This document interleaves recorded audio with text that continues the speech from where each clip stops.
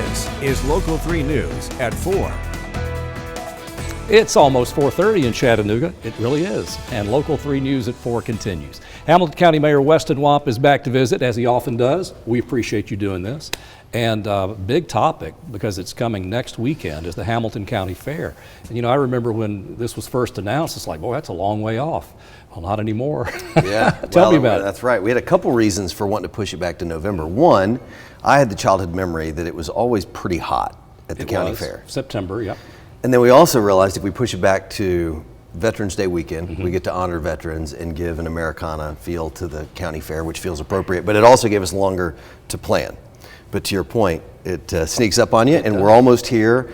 And we just want to make sure everybody knows that this is one of the first big formal invitations to come and admire and enjoy McDonald Farm, which is owned by the people of this county. And there's a whole lot of things that we envision happening there in the future, but its first use case is the host of the all-new county fair. Everything about this county fair. In fact, it's 3 days instead of 2. Right. It's totally different time of year, major acts, and still all the blue ribbon contests and agricultural contests that you'd expect, but we've layered in. It's kind of a fall festival meets the county fair, but you don't have to take a bus any longer from Northgate Mall. I remember those days. Well, I'm going to give you a little homework assignment here. We'd love to have an advanced interview with Lauren Elena, so if you can spring that, we'll see what we can do. All right, give me a little help on that one. Now let's talk about a little hot controversy, in some neighborhoods, and we're talking about the school facilities thing. I was talking to a woman earlier today, and she says, why are they getting so many people upset about the possibility of losing their neighborhood schools, these long-standing elementary schools, some of them very small where everybody knows everybody else. That seems to be a recurring question you're getting. Right. Well, I mean, there's really only one path forward if the county wants newer school facilities. And that is we can't have as many school facilities as we do today. And one of the principles that Dr. Robertson and I have shared with some people in our communities, if we had, for example, every elementary school in the county was the same size as, say, Alpine Crest, you'd have about 100 elementary schools. At least.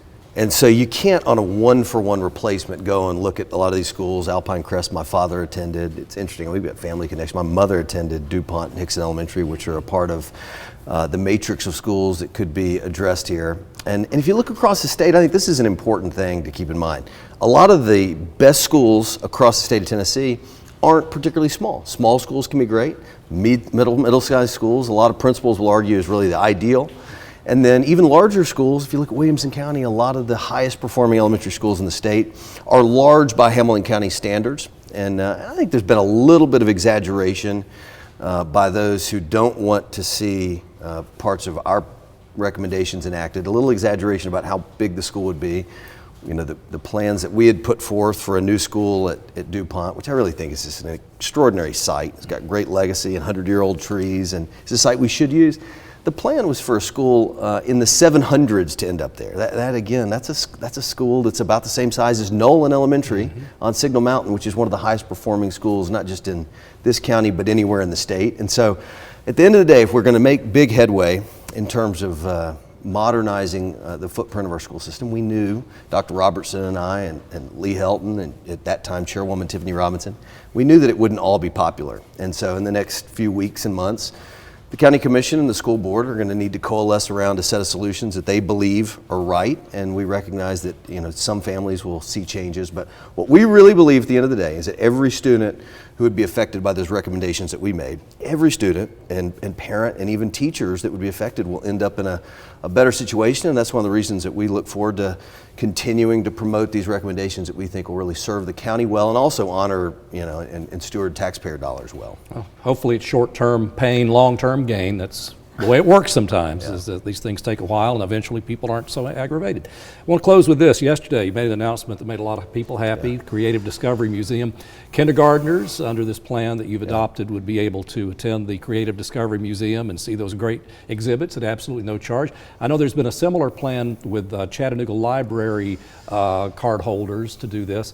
What makes this new plan a good addition to this? I think what we have often in our office come back around to, particularly given that I came into office, still in the shadow of COVID, which disrupted so much of life and family life, and looking for opportunities where we can bring people together and give families an opportunity to be together. And I was at the Creative Discovery Museum a year ago with one of my kids, and I just looked around on a Saturday and thought about the different families that were there and the families that weren't there, because the Creative Discovery Museum, if a family of 3 or 4 shows up, it's not always cheap. Sure. And everything, if you're raising kids right now, is more expensive. And I went back into the office the next week and said, I wonder if we could, through budget season, work on a partnership with the Creative Discovery Museum that would give equal opportunity. What would that look like? How can we use the logistics of the school system? We thought that would be a helpful way to deliver passes, if you will. And we ended up with a pretty clean solution, I think. Kindergarten's really a sweet spot. We think it's an opportunity to celebrate the newest members of our school system who are beginning a 13-year journey. And it's a lot like our decision to lean into the legacy of the county fair. We hope the county fair next weekend is a place where families and grandparents and friends will come and gather, and there'll be fellowship and laughter, and those are all good things emanate out of these opportunities for us to be together and learn together. Hey, anything to get those kids inside the museum or libraries, got to be or out on a farm. Or the farm, not a bad place to be. Some kids never see that as well. Mayor Wamp, thank you so much. Appreciate this. Always glad to have you with us, and hope you'll rejoin us again soon. And good luck at the fair next weekend. Thank you.